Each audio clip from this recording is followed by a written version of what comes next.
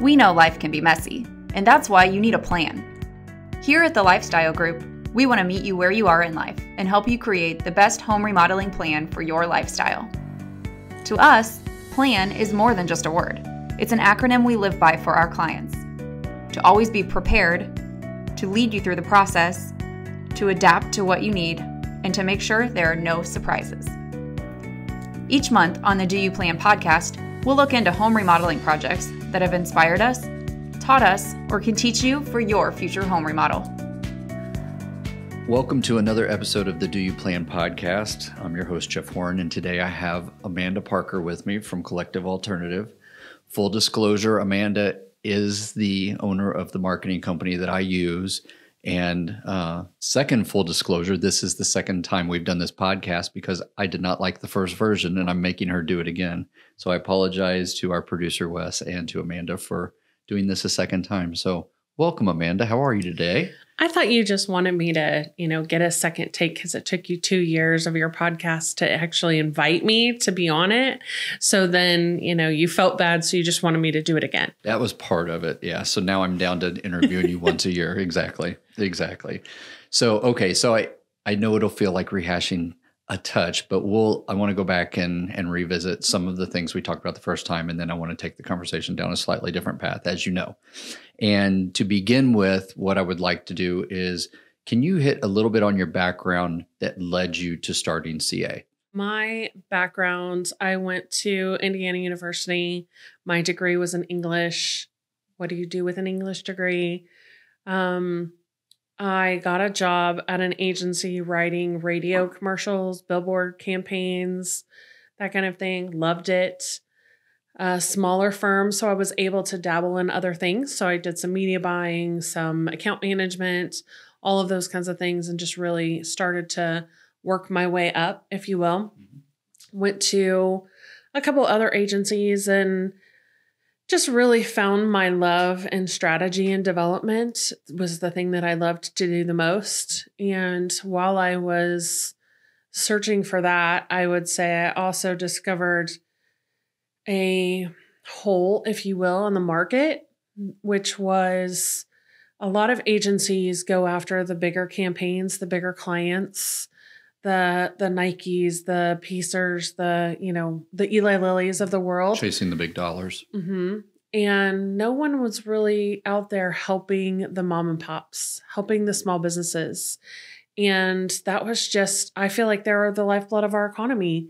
So, if anybody needs the help when it comes to marketing, it's them. Right. They don't have time to do it. They don't know what they're doing. They don't want to know what they're doing.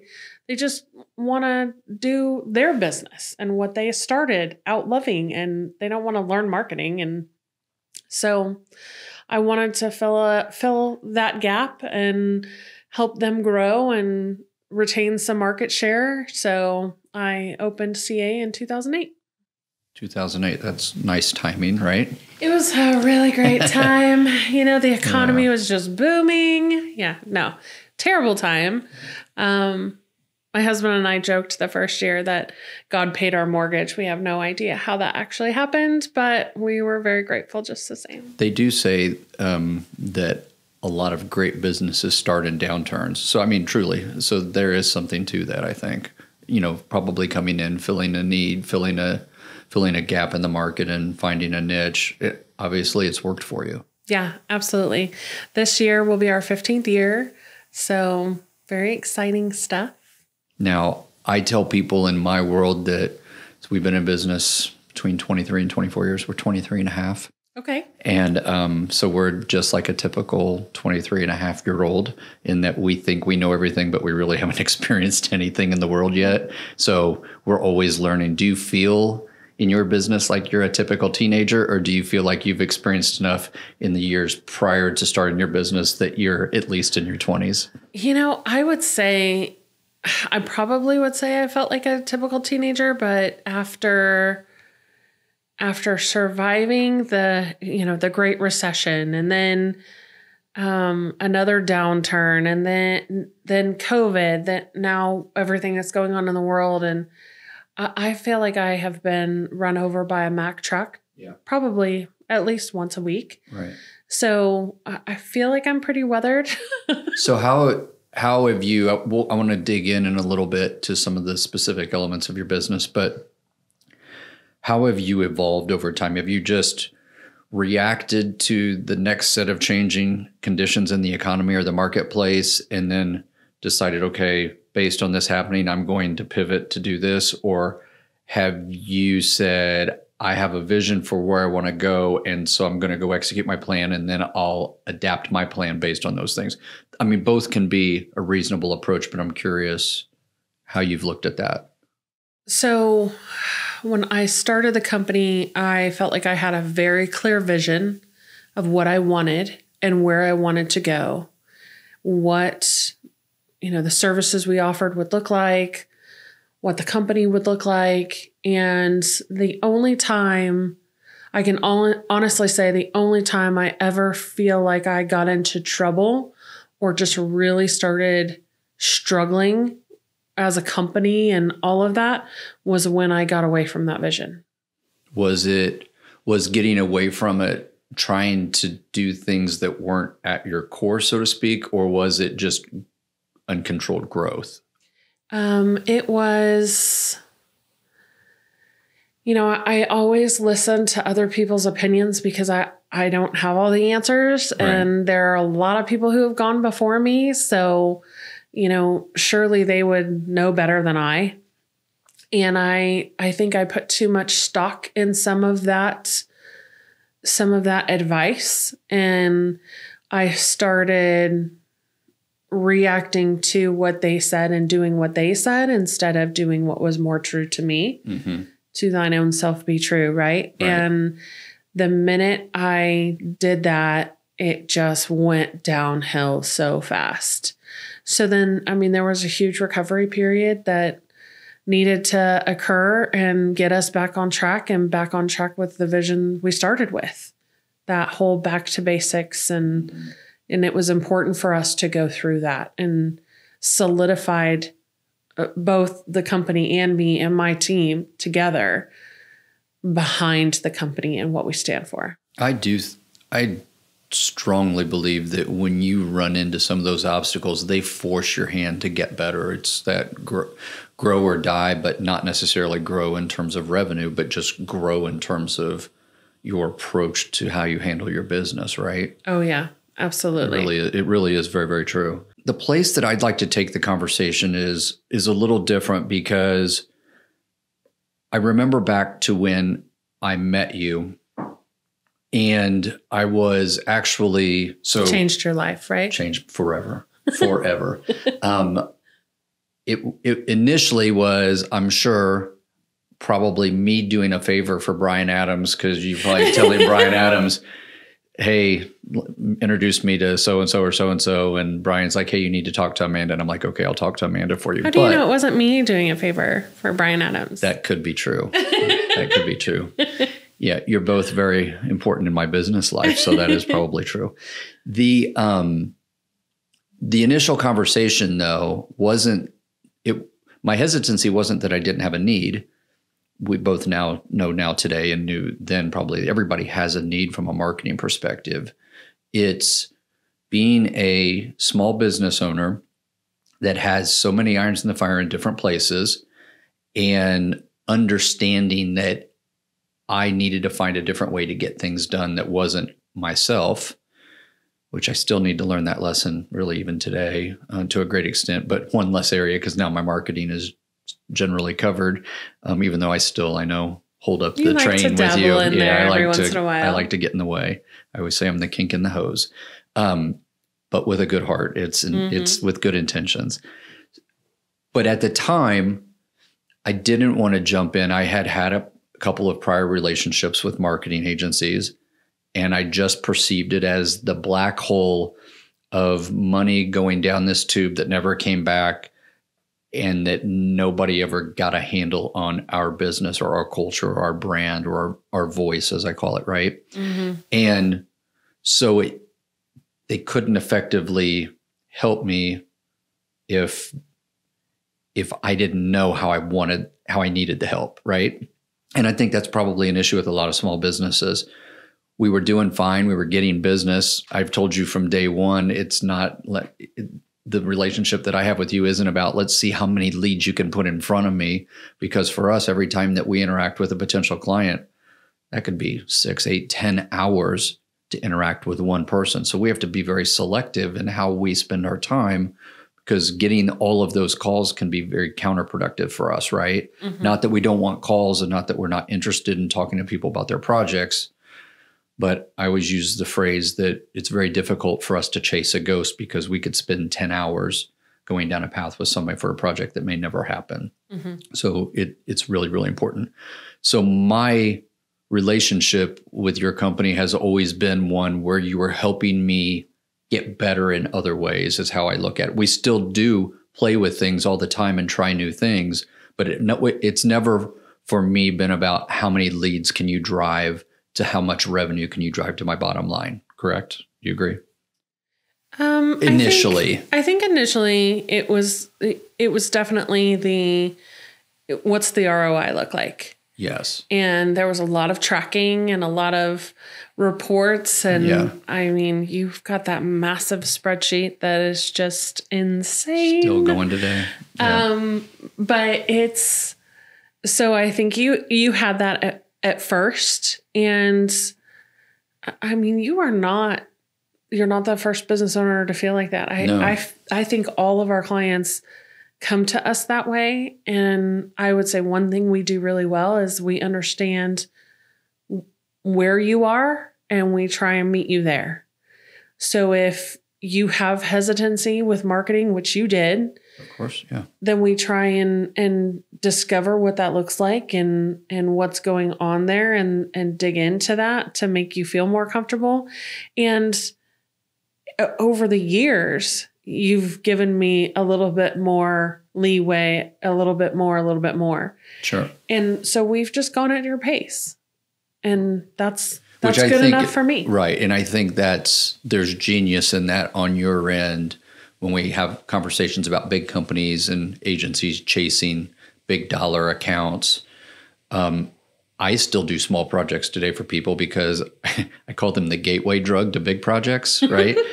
I jokingly, it's probably not appropriate, but I say they're the weed of remodeling. The bread and right? butter. Yes. Mm-hmm. And yes. that if we do a good job on something small and we're earning trust and we're building a relationship, the other things will come. And that's essentially what you're doing on the business to business side, right? Yeah. Yeah. And our tagline is making business personal. I just wanted to create relationships. I just wanted to help. And sometimes that was with little things and sometimes it was with bigger things. And I didn't really care and I don't really care now. I just want to help. And I want to help you succeed and be better. And I always tell my team, and it's a big part of our culture, leave people better than you found them. I believe that to my very core. And if we can help our clients and leave them better than we found them, then we did our job. In your world of marketing is constantly changing. I mean, all you have to do is try to figure out what the SEO dynamics are on a given day. And by the time you wake up the next day, it's probably different already. And so I don't even know how you keep up with those changes. And that's just one small thing, not to mention everything else with websites and social media and some of the things that we'll get into. But I think it's interesting that it's very intimidating to figure out where to start as a business owner as well, right? And that's part of you're almost like on a remodeling project. If I'm sitting at in our conference room with a husband and wife presenting a price, and she wants this and he wants that, and they have different thoughts. Sometimes we're a marriage counselor and we're a psychologist, and we're all of those things with our clients as we work through the process to get to a place where they're going to be really excited about what we're doing for them and be really comfortable. You are essentially doing the same thing for me in it's a different widget, but it's essentially the same activity in helping people like myself navigate where we might spend our time and our effort with the thing that's going to give us the biggest bang for our buck. because you understand at least where we're trying to take it and where we want to go next, right? Mm-hmm. Yeah, absolutely. But on my side, it's still, all of those things are very intimidating. Not intimidating might be a harsh or a strong word, but overwhelming. Overwhelming is a better word, especially at the beginning of a relationship when you have all of these options and you say, where are we going to focus first? That's just the reality of where we started. So as I wanted to get into the conversation today, I wanted to think about it from the perspective of what was I thinking about when I started, and where did we go with it? Almost a small bit of a case study and how we've evolved with it. Not that we need to put all of my business out there for the world, but mostly because I don't think I'm a lot different than most people. And if if another small business owner or a potential client of yours was listening to this and thinking, first thing we want them to think is, I need to remodel my kitchen. The next thing we would want them to think right after that would be, how can I make this process easier and less of a struggle as I find a relationship with a marketing company? Can we start by going back to that time where you have people come in, like myself, where I had my Wix, I think it was Wix website. It was a Wix website that I had spent hours and hours creating on my own over the course of many months. Yes. So we had our functional website as we saw it. We had all of our kind of branding and our information. And to be truthful, I mean, a lot of our reputation was built online reviews, Angie's List. I mean, we'd worked very hard to get a very good reputation over many, many years. I think we had 600 and some reviews, or we do have 600 and some reviews on Angie's List, where we were A-rated, Better Business Bureau forever, super service provider every year since 1999 on Angie's List. Like, those things were important to our brand because they gave us credibility. But we were also in an environment where, quite honestly, I could see the writing on the wall. And the writing on the wall was that Angie's List wasn't going to be my long-term partner for driving business, because they had gone public. They had started making changes to the way that they managed their business. And that was negatively impacting the way I was managing my business. So therefore, we were going to go through a relative breakup to a place where we were getting over $1 million a year from Angie's List leads alone. And we've effectively reduced that to zero, but not missed a beat. And if anything, we've grown and successfully completed that transition. And I say we've done it together because I wouldn't have done it by myself. You guys were integral in getting that done. But when I'm thinking about what we were doing at the time, I think what we were doing is we were trying to play with some things that might generate high quality activity, lead activity, while at the same time improving and kind of amplifying our brand. Would you agree with that? Mm-hmm. Yes, absolutely. Do you kind of take that same initial approach with most clients of just doing an assessment very early to understand, hey, this is what you're doing. These are the tools you have in place today. Where can we help? Is that what you would normally do? Typically. So to use you as an example, you shared with me your concerns about Angie's List, but you weren't ready to let that go. Agreed. And so it was very much can you replace the number of leads I'm seeing from Angie's List? Can you replace that? That's kind of what you posed me with. And you had not come to the realization yet that you didn't want all of those leads. You wanted fewer, better quality. So that was a transition we had to get you to until you were comfortable to have that conversation. And you and I have always joked that we're on the same page. And I feel like we're on the same page because it's always kind of what's next and where do you go now? And we have open, candid, strategic conversations regularly about what you want to be doing and where you want to go. And you're open to listening to our ideas and things that we may think would be good for the business. And because of that, we're stronger together. And I think most of our clients, when they come here, they have similar apprehensions that you did. They maybe have been with some other firms and got burned or felt like they spent a lot of money and they didn't get anything. So we have kind of a hurdle to overcome even from the get-go. Right. And I mean, I had one client, a prospect, when I met him, he said, I don't work with marketing people. They're the scourge of society. That's nice to know.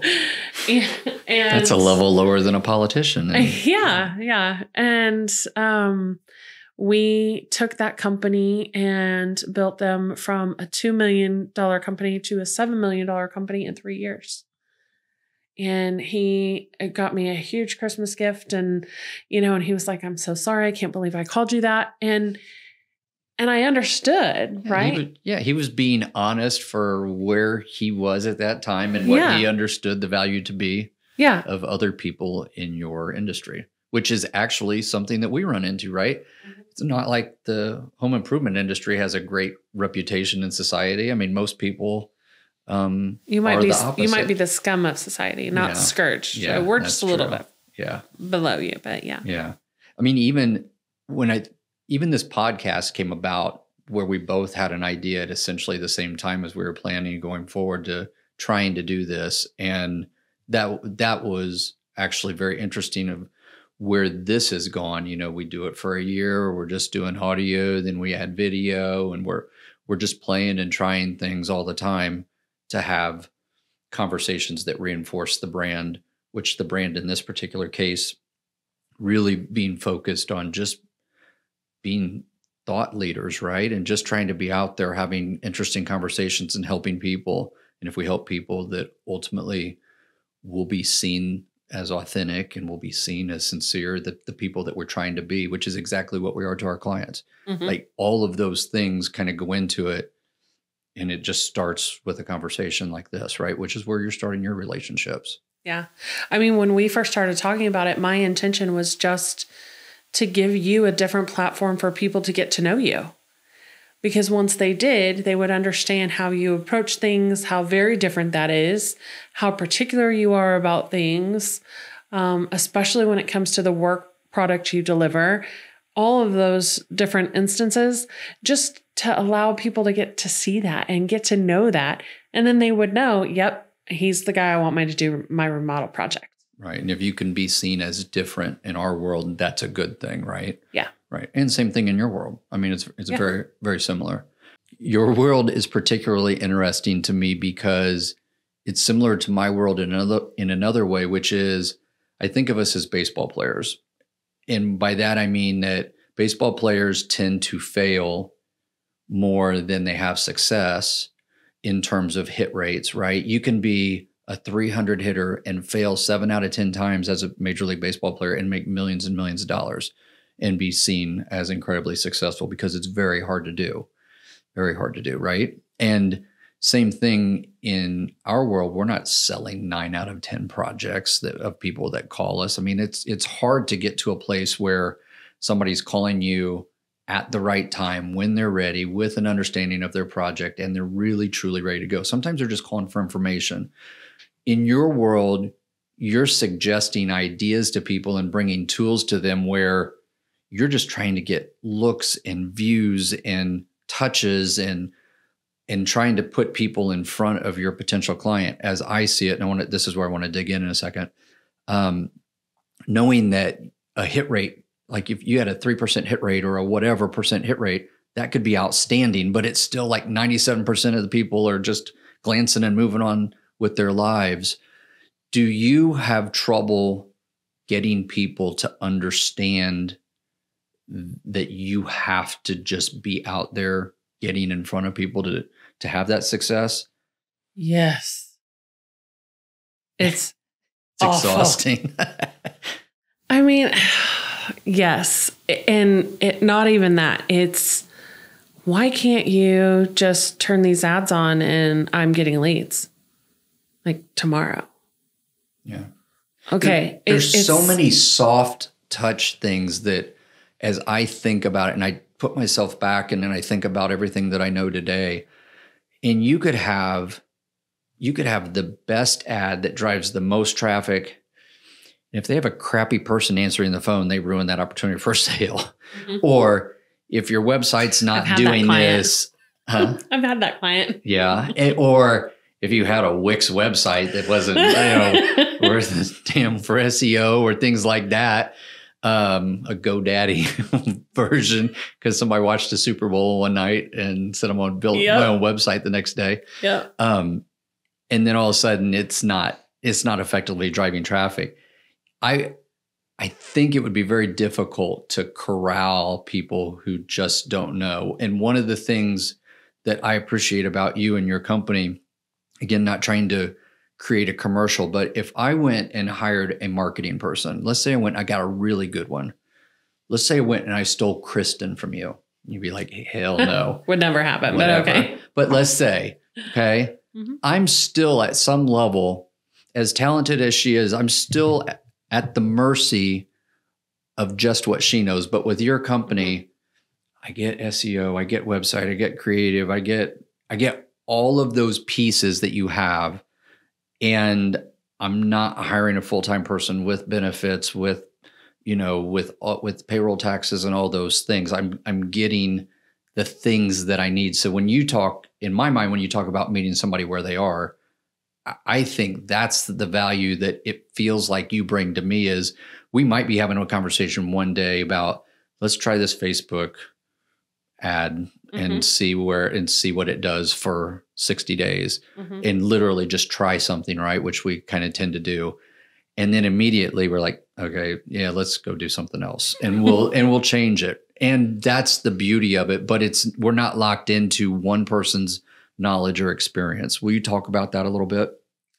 Yes, I do want to touch on really quickly for people who do have Wix websites or GoDaddy sites, as long as you start somewhere, Absolutely. Whatever you can afford. And then when you can do better, you do better.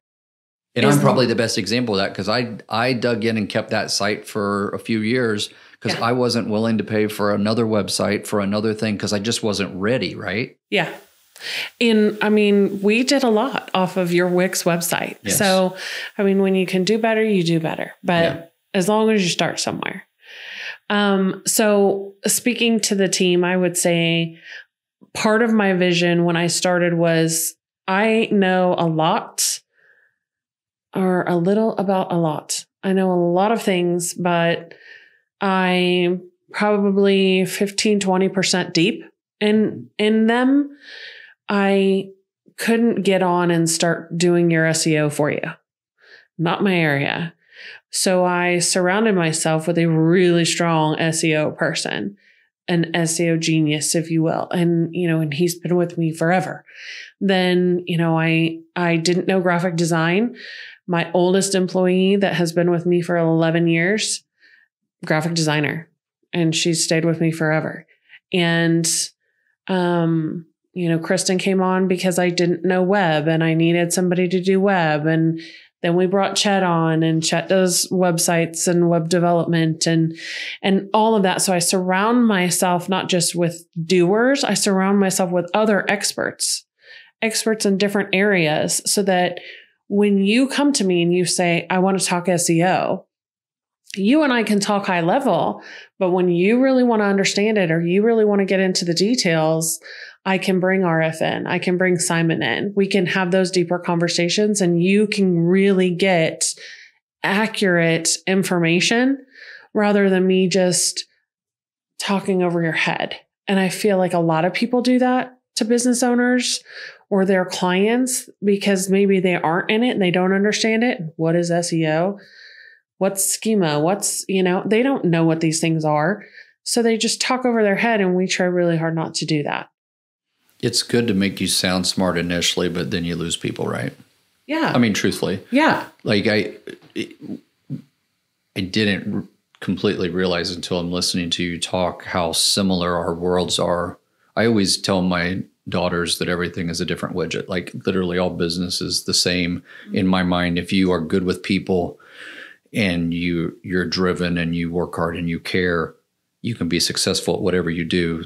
But the key component to that is just being good with people. And then the other piece to it is surrounding yourself with good people. So in my world, it's the exact same thing. I've got really good people who are technical experts at what they do. Mm-hmm. And as such, if we're doing a project and talking about taking a wall out or how we're going to trim this, that, or the other, I am not going to stand in front of that client and tell them this is exactly how we're going to do it. What I'll tell the client is, I'm going to let the guys look at it. They're going to tell me how they want to do it. And that's how we'll do it. Because why would I pigeonhole them when they're the technical expert? It makes no sense. Exactly. Why would you even hire them in the first place? Right. If you're going to tell them how to do their job.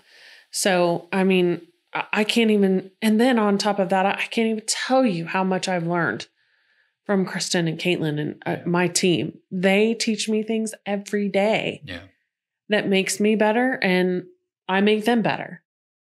So do you start with a fundamental piece of anything being that first anchor that if you had the perfect client that would let you take hold, not me, the one that would relinquish control completely, and they come to you with a pretty good company, with a great concept, with good people, and you're just trying to get your arms around it and say, listen, here's where you should really start to build the foundation. Do you start by building or identifying brand or refining brand and kind of finding that voice for them? Do you start by just getting the basic, making sure that they've got a functional website and they've got a social media presence? Where are you starting with when you've got good tools to work with, but they have no direction? Where do you like to start them? I like to start by looking at what they currently have, what they have in place, what they've done in the past, what's working, what's not working. I'm not a believer in let's throw good dollars after bad and redo things. Mm-hmm. If your website works, I don't want to rebuild it. Let's redo that later on down the line when we need to, when we've created a new avenue in your industry, a new line or whatever it is. I think it's important that we look at what's working, what needs attention, what's our lowest hanging fruit. Let's get that out of the way so that can be working for us, and then set achievable, attainable goals that support our overall objective that we can work together and score some success from.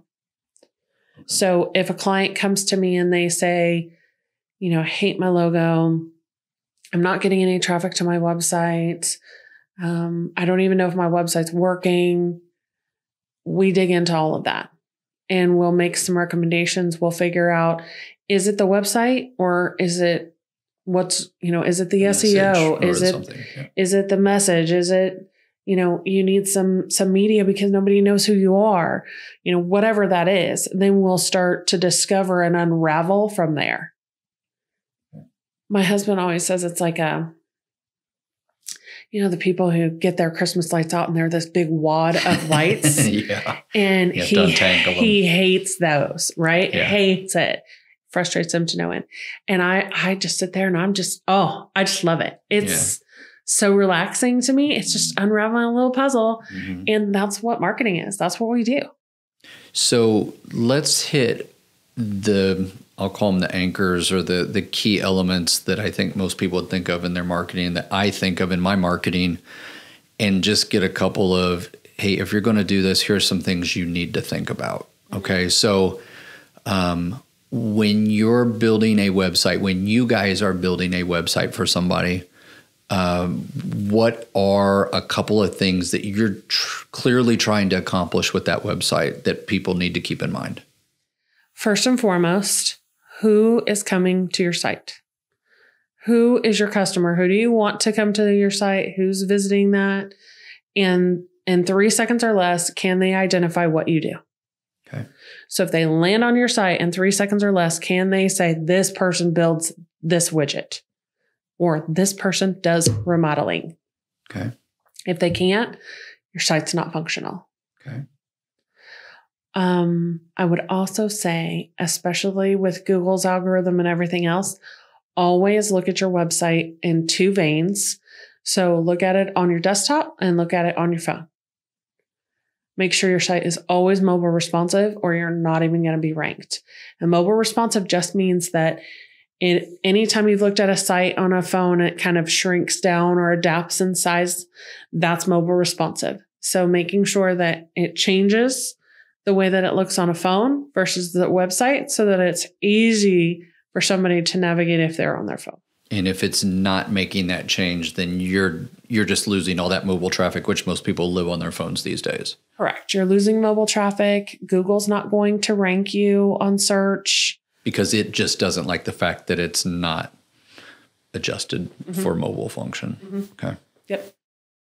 There you go. Okay. Learned something new right there. Okay. Anything else that you're thinking about from a website perspective? Those are kind of top three. Okay.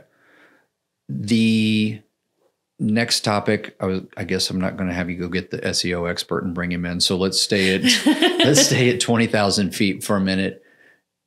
Tell me what SEO looked like in the beginning. Tell me what it looked like 10 years ago and tell me what it looks like today in terms of just how has it evolved? I know that's a loaded question, but I just want like a snapshot.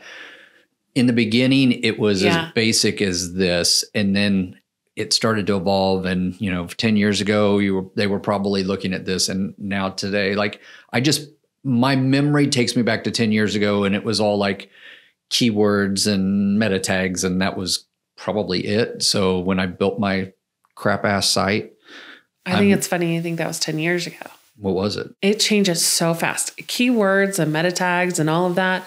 I mean, you could get away with that probably 3 years ago, 4 years ago. So I'm maybe not that archaic then with that idea. But now what is it today? So then it kind of transitioned into backlinks. And what does that mean? What is a backlink? So having your site listed on other sites and, and connecting content and, blogs and all of those kinds of things. And now it's actually transitioning over the last year and into today to, I mentioned schema. So if you don't have that, you're not taking full advantage of SEO or where it's going. And that is the future of search engine optimization. What does that mean? What does schema mean, or what is it?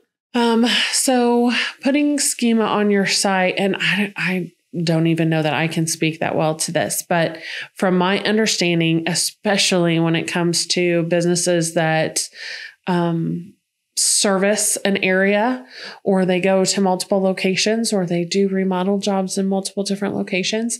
It's geotagging those locations to show your full range of service.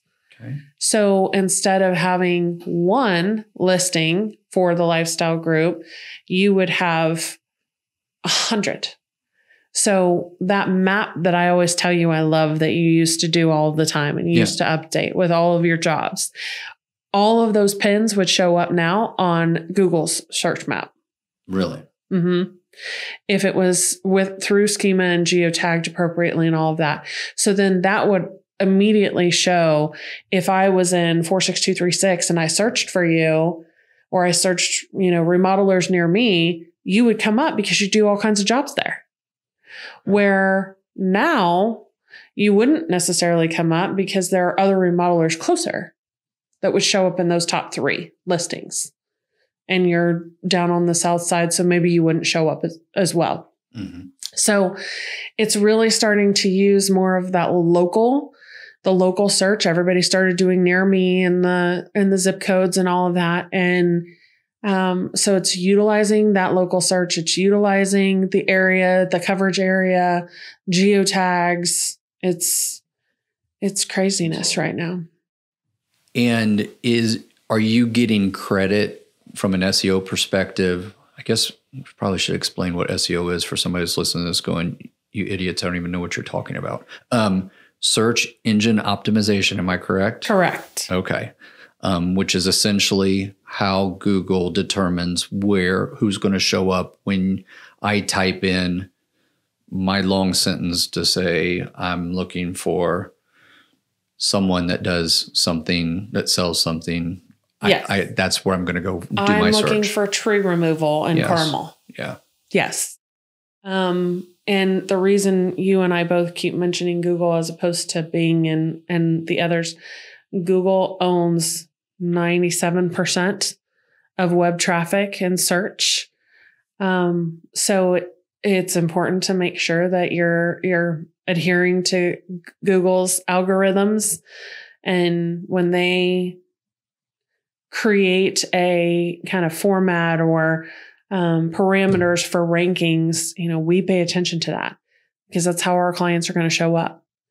So it's important to make sure that you're adhering to those and moving with them. A lot of people think they can do SEO one time on their website and they're done.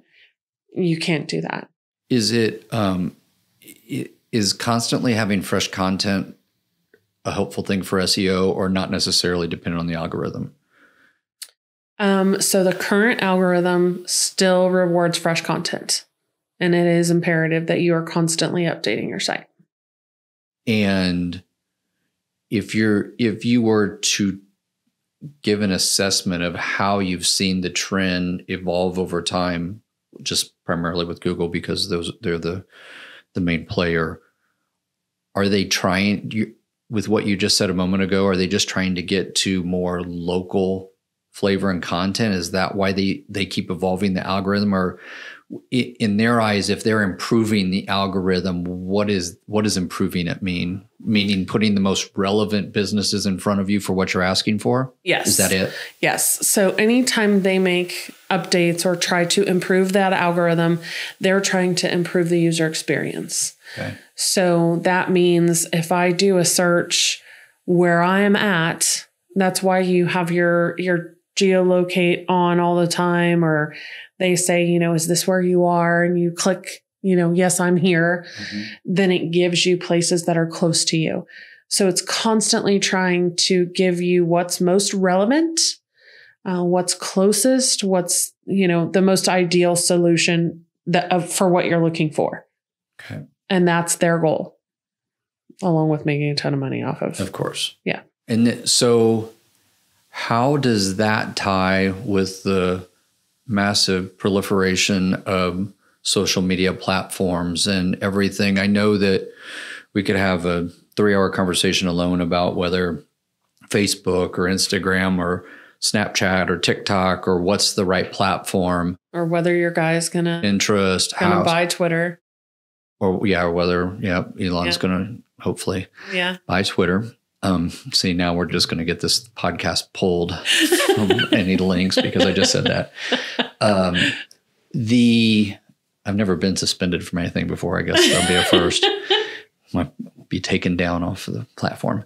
How does Google's SEO algorithms, how do they interact with social media platforms, if at all? Actually, social media is a big component of search engine optimization. So your pages, as long as you're updating frequently, they directly interact with, you'll be ranked by something that you've posted. Based on number of views and clicks or looks or likes or whatever, do they do relevancy to that level? Mm-hmm. Okay. Mm-hmm. I'm curious because I always use the analogy or the visual of the raptor from Jurassic Park. Like I always said when my kids were little, they were just little raptors. They would just test the fence to see what they get away with. And they would touch the fence and see if they were going to get shocked. And they just keep doing it. And then they finally figure out the weakness around them. So I picture Google literally with the SEO just testing all of these different directions and seeing where they're getting hits. And it's an accumulation of all of that activity determining your relevancy. Is that an analogy that even works in this world? Or is it more, it's obviously more sophisticated than a raptor from Jurassic Park, but is it more sophisticated than that in terms of? They pull a lot of data. Okay. A lot of, cookies were once a thing. Yeah. Okay. Now cookies are going away. and they would track all of your activity online by the cookies that you left, this trail of cookies. Mm-hmm. And they would know how to deliver relevant information to you based off of your search history. Well, now that's been deemed invading your privacy at some level, invading your right? privacy. So now they can't do that anymore. So they've had to come up with different ways to discover that, Mm-hmm. manage that. And so it's a huge collection of data. And, Facebook does the same thing. And I would also say, especially for search engine optimization and social media, a lot of people forget about Google My Business. Mm-hmm. If you're a business owner, you need to be posting on Google My Business. It's going to increase your SEO. It's going to increase your rank, and it's going to increase your presence. Am I posting on Google My Business? You are. Excellent. Congratulations. Thank you. My marketing people are doing a good job then. Okay. Yeah. I at least know what it is. So that is a positive. But that's a real life example of speaking to something that in the course of being busy day to day, I'm not going to stop and think about how I can update Google My Business or even know that. I don't know that. And a year ago it didn't even matter. Wasn't a big thing. Now it does. Now it matters. And if you're not, you need to be. So if I throw out a platform, I want you to tell me where you think the relevancy of the platform falls. So pop quiz. Okay. Yeah. So when I think Facebook, I think older generation, an incredible way to connect with people that we've lost track of over time and to make the world smaller, and probably still a good way to get in front of people that are a little bit on the older side, and that is their primary tool of communication, because that's the one social media thing that they at least learned initially and have stayed intact with. Right or wrong? Right. Anything you would add to that? But you know where Facebook came from. Mark Zuckerberg. Go ahead. What else? So it was initially launched on college campuses. Yes, that is true. It was just for students. Yes, that is true. And then it kind of grew up along with all the generations, right? We didn't even have social media when I went to school. So it was something that I had to learn afterwards and build on. But that's grown up. And then, your parents got on there, your grandparents got on there to stay up to date with photos of the grandkids and what they were doing and all of these different things. Yep. So yes, the predominant generation on Facebook is 55 plus. The interesting thing that I see is on occasion, my youngest daughter that has just graduated from school and is out on her own, it's almost like this rite of adult passage where at least you have a Facebook now, even if you don't really use it that much, you kind of re-engage with it just to talk to the old people is how I look at it, or how to keep up with people. There's probably no relevancy to that at all, but I do think that is the primary communication vehicle for my parents, our age, people my age. It is still the number one social media channel. Where do you think? Well, actually, yeah. I think 2 weeks ago that changed. You're gonna say TikTok? Uh-huh. Yeah, I think TikTok passed it. 2 weeks ago, TikTok passed it. Yeah. That's quite the commentary on our society, which we'll get to in a minute. Well, we're going there. TikTok just came out. Craziness. It's nuts. Okay. Let's go next to Instagram. I feel like Instagram is the emerging cool place to be in general, and that is becoming more widely adopted even with older people who are trying to be cool and stay relevant. And it's a significant business tool. I probably should have gone. Let's come back to Instagram. Let's circle back. Let's go Twitter next, because Twitter was the next in the process. We can come back to Instagram as long as you don't use the word emerging, because it is not. It's emerged. Yeah, I'm emerging on it. See, that's the problem. All right, let's go Twitter. Okay. Then we'll come back to Instagram. All right, Twitter is, that is the scourge of the earth, to be perfectly honest. And I spend a lot of time on there. I get a lot of my direct content comes from there when I'm reading for information and news, and you have to just ignore all the bots and get to trusted sources of information. But if I want to know if something pops up that there was an accident here or something there, I'll literally type it into Twitter and I'll find it in 3 seconds, whatever it was. Mm-hmm. And that to me is amazing, but it's just, it's become so burdened by negativity and bots. It's sad how you have to filter through what used to be such a good tool for content and for information. But are you seeing Twitter being used effectively for business like it used to be, or just differently? So Facebook was always the platform to kind of connect with your family and your friends, right? Right. And then Twitter was more, for the longest time, it was predominantly news. Mm-hmm. So it was, reporters and media and so much of that. So you could get a lot of news information. It was very content heavy. Whoever you were talking to or posting about, you weren't really connected with a lot of your friends and family. I mean, it was really just more about the content. Right. That would actually be the place that you would go and actually connect with people you didn't know and create new communities of like-minded people, mm-hmm. which has actually probably become part of the downfall of Twitter, is that everybody has to be like-minded and be on one side of a fence or another. Yes. To be relevant, right? That it just kind of, the slope was too steep. Yeah. Twitter became incredibly political, allowed way too much monitoring, and they were way too harsh with what they were allowing to be posted versus censoring and all of that. And it just really became a tool that, and then the bots and, all of these different things. And it's become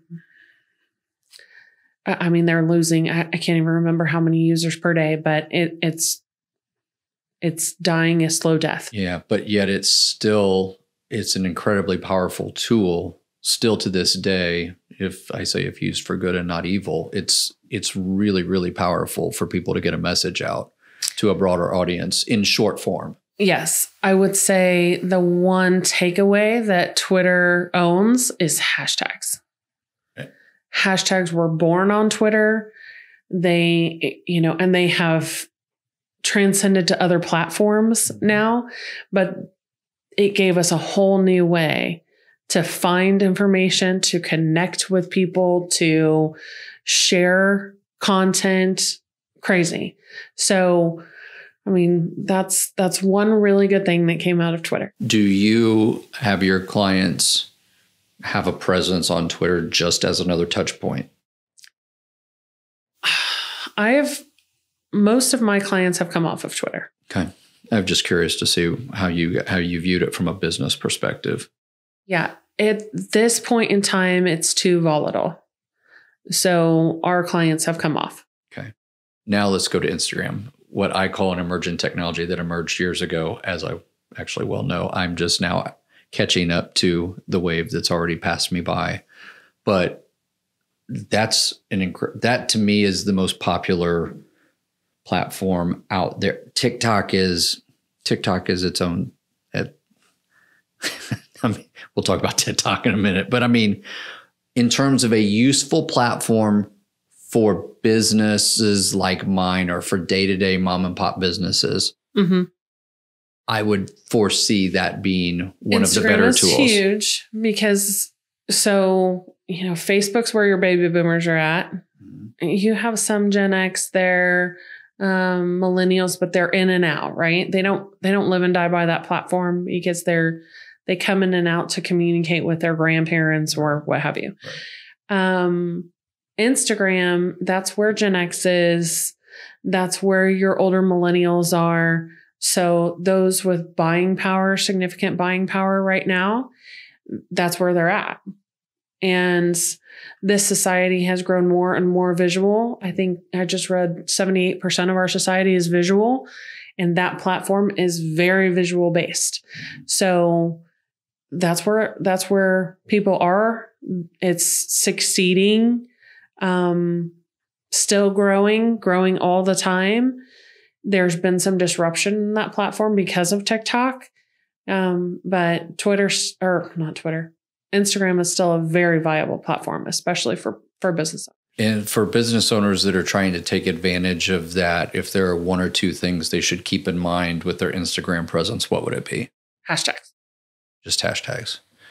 Did I hear or read something or somebody tell me something the last week that you shouldn't have more than 3 hashtags on a given anything? Have you heard that? Is that true? I have heard that. I don't think that's true. Okay. I'm not a fan of the posts that are 2 lines of copy and then 15 lines of hashtags.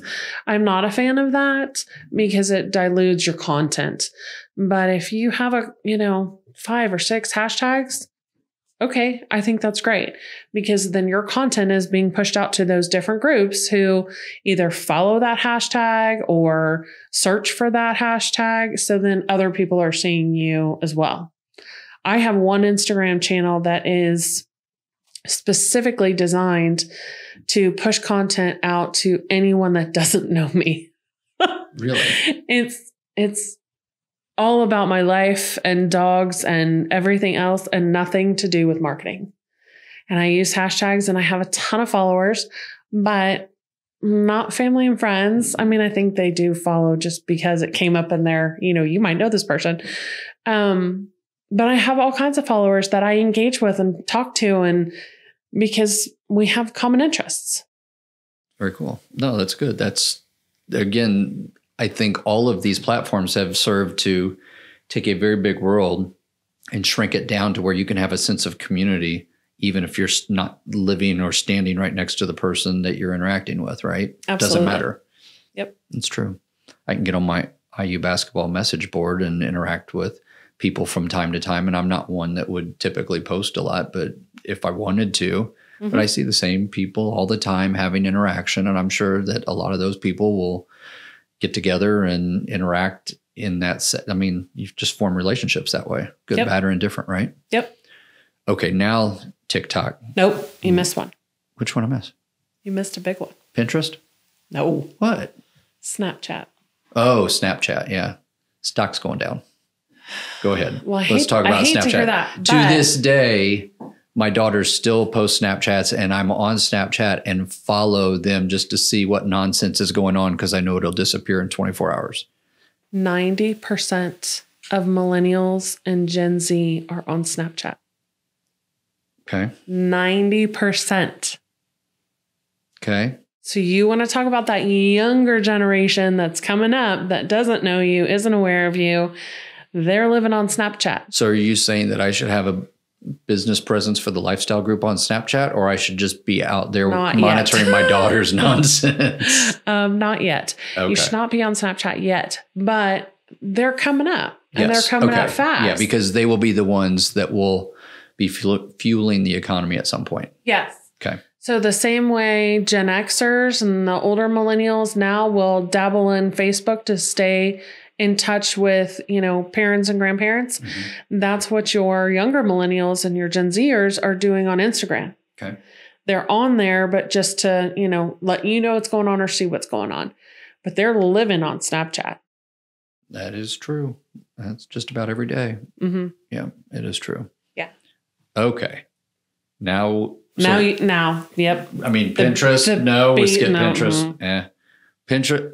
Touch on Pinterest for a moment because it's relevant to my industry, at least in that people can get on there, they can get ideas, they can come up with fun stuff. I mean, it's probably got its place, right? It's a niche. It's like a boutique platform. It definitely has a place. It was designed for, your female audience that is thinking about doing a project or looking for information, wants to share with, other knitters or, somebody else who has redesigned their kitchen with a farmhouse style or, whatever it is. So it's a platform for that. And I'm on there all the time because I certainly because you knit. Don't knit, but I do like the craftier side of things. Yeah. And I'm constantly on there looking at designs and things that I may want to do to my house or, outfits or whatever. So it definitely has a place. But by just the sheer fact that it was designed for women, it automatically excludes 50% of the population. So it will never be able to compete with some of the larger. Right. Makes sense. Okay. Now the dreaded TikTok. Go ahead. Is it dreaded? It's dreaded when my daughter tells me we're going to do a video and do a dance so she can post it and all the goofy stuff. Or dreaded for a dad probably is a good way to say it. I think TikTok is very entertaining. It is definitely entertaining. There is no question that you can sit and blink and 4 hours will have gone by and you're looking at people's nonsense. For sure. And this is really an area where I struggle because I'm a firm believer that there's so many better things you can be doing with that time, that social media is such a time suck, that it also creates all kinds of issues in our society and, you know, all of these different things. Right. And I have all of those beliefs combating the fact that I have to know social media and I have to do it and do it for my clients. And I struggle with that. Do you have clients that are effectively using TikTok to leverage and create brand and voice and relationships? Yes. Okay. Yeah. So we have one client that I would say probably the best example I can give you. They are a dog and cat boarding facility and daycare. So we can do all kinds of videos with dogs and cats. That would be fun. And I mean, they get tons of views and tons of interaction and no shortage of content with cute dogs doing fun things, right? No. Yeah. And the two top videos that people like to look at on social media is babies and animals. So they do really well on that channel. So that is interesting. I'm constantly walking through the room and my wife is showing me a picture of a puppy that's talking to me, right? Yes. What is that all about? I don't know.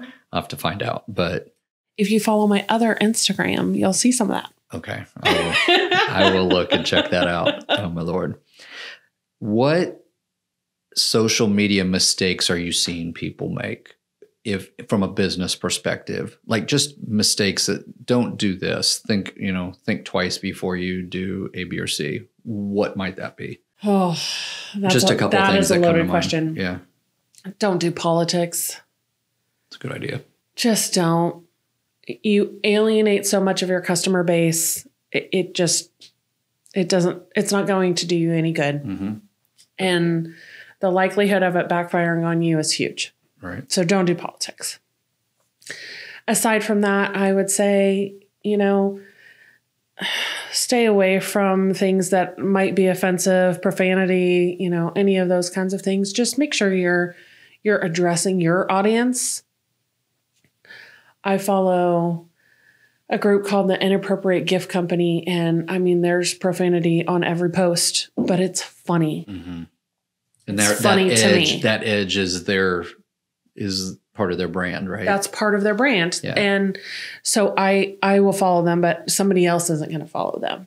So, make sure that it's delivering to your audience and the type of person that you want to attract. Just make sure that you're thinking through who it is that you want to be reading that content. And is it going to be relevant to them? Is there anything that we haven't talked about that should be on a business owner's radar? So we've hit on website, we've hit a little bit on SEO and social media platforms and things. Maybe will you spend 2 minutes just talking about brand and just creating a brand and defining it and why that's important? Because I think that may actually be the most important soft piece to pull it all together, but maybe that'll kind of bring us toward closure on this. So talk about brand for a moment. I think so many business owners don't pay enough attention to their brand. They think they can put together a logo, throw up a website, and, we're off to the races. But so much, especially now, goes into your brand. And it's what you stand for. It's who you associate with. It's your your social responsibility. It's your, the influencers that follow you. It's all of those things. People want to know you. They want to know who you are. They want it to be personable. As you said, this world that was so big is now so small. So people feel like they know each other just through social platforms, through online, and they want to know that. They want to know that they're supporting a company that they believe in. And more and more, I feel like people will make a decision to work with somebody based on that, factoring it over any number of other things that might make sense to somebody else. Yeah, absolutely. They look at, does this person identify with me? Do they relate to me? Are we, cut from the same cloth, if you will? Do I trust them? Do other people that are like me trust them? So they look at all of those. I mean, look at reviews. Yeah. Reviews are huge. And anymore, people, when they go to buy something, they look at reviews. They look at your website. They look at your reviews. They look at your social media. They do their due diligence before they even have a conversation with you. It's true. It is very true. So if you're not managing all of those platforms, you're doing yourself a huge disservice. Is there anything that I haven't asked you about that you think is important for somebody to keep in mind as they're trying, whether it maybe not even so much developing a marketing relationship, but just is there something in your world that you're seeing people miss that we haven't talked about? I think the most important thing that I try and stress to my clients all the time is remember who you're speaking to. Remember your audience. That's going to help you define where you're at on social or where you're at online, how much of a web presence you need, if you need digital ads, that's going to define a lot. So it's really, who are you talking to? Okay. And if you have a very solid grasp of who that is and you can define it, then that will help design the rest of your strategy. Excellent. Well, I'm going to wrap this up by telling you that, relationship is a very important thing to me as it relates to how our clients perceive us, but it's also very, very important as it relates to who I do business with, whether it's personally or business to business with my company.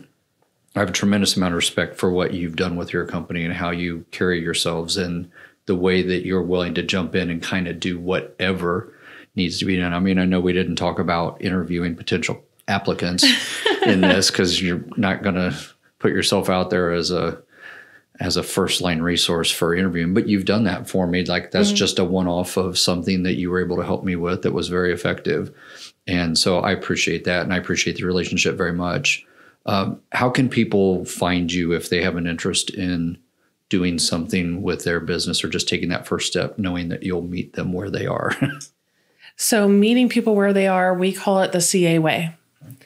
And you can go to thecaway.com. You can email info@thecaway.com. You can call us. We're here and ready to chat. Great. Thank you very much. Thank you, everybody, for watching or listening. Appreciate all of the follows that we're getting and the views and all of that. I think it's been a really good resource for me. I learn something every time I do one of these, and hopefully others do as well. So thank you again for taking the time, and everyone have a wonderful day. Thanks for having me. Do you have a home remodeling question? Or would you like to know what the best remodeling plan would be to fit your lifestyle? Submit your questions now at lifestylegroup.com, and we may answer them on a future episode. Stay tuned to see what advice the Lifestyle Group has for you on the next episode of the Do You Plan podcast.